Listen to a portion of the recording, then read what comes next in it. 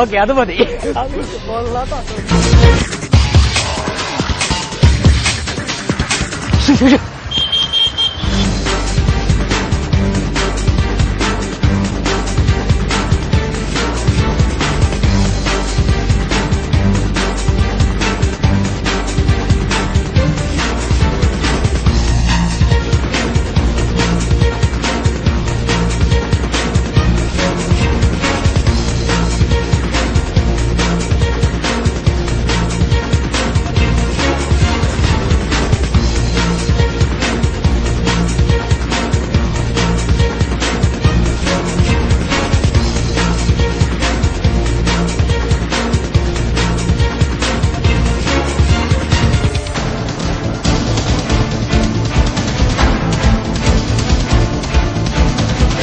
നമസ്കാരം.